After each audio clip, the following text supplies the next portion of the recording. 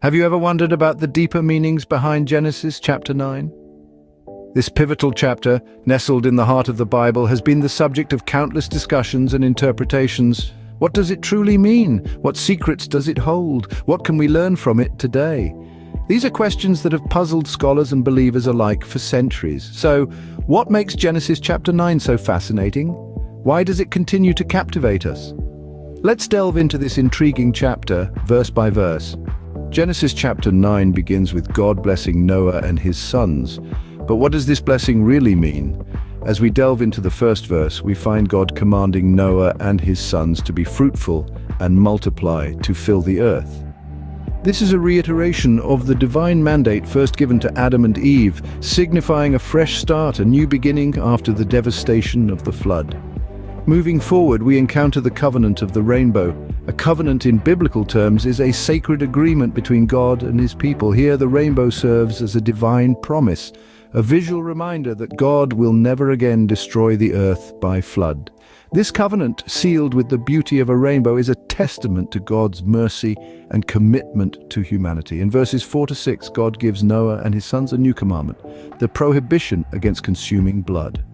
This commandment, central to many religious practices, is tied to the biblical concept that life is in the blood. It is a call for respect for all life, a reminder of the sanctity of life in God's creation.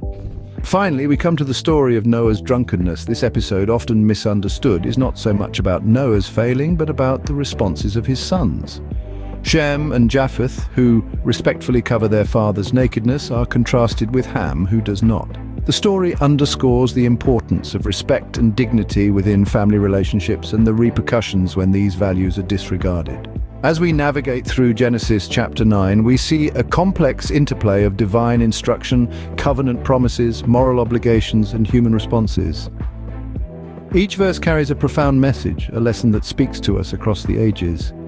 From the blessing of Noah to the covenant of the rainbow, the commandment against consuming blood, and the story of Noah's drunkenness, Genesis chapter 9 is a rich tapestry of divine human interactions and moral lessons.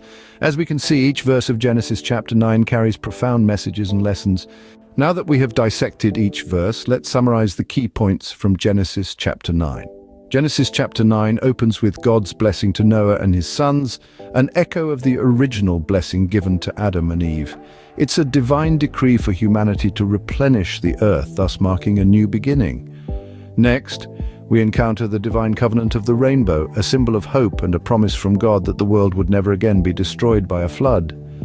This covenant between God and every living creature is a testament to God's mercy and faithfulness, a theme that resonates throughout the Bible. We then move on to the commandment against consuming blood, a directive that underlines the sanctity of life. The blood, as a symbol of life, is to be respected and revered, reinforcing the overarching biblical theme of respect for all God's creations. Finally, the story of Noah's drunkenness and the subsequent curse on Canaan is a sobering reminder of human fallibility. Noah, the righteous man chosen by God, also had flaws. This tale serves as a poignant reminder that all have sinned and fall short of the glory of God, a message that reverberates through the rest of biblical text. Genesis chapter 9 is indeed a chapter filled with profound messages and lessons. Genesis chapter 9 is not just a chapter in the Bible, but a treasure trove of wisdom and divine guidance. As we delve deeper into the essence of this chapter, we unearth lessons that resonate profoundly with our contemporary world. The covenant God made with Noah, the promise signified by the rainbow, and the establishment of human authority over life, these elements aren't confined to the pages of the Bible. They manifest in our daily lives, urging us to value the sanctity of life, cherish our promises, and respect the authority bestowed upon us. The lessons from Genesis chapter 9 are timeless, transcending the barriers of culture, faith, and age. They encourage us to reflect on our actions and their consequences, and to live with a sense of responsibility and empathy. As we navigate our lives, let's carry these lessons with us, applying them to our circumstances and decisions. As we close this discussion, remember that the wisdom of Genesis chapter 9 is timeless and relevant to all of us, regardless of our faith or beliefs.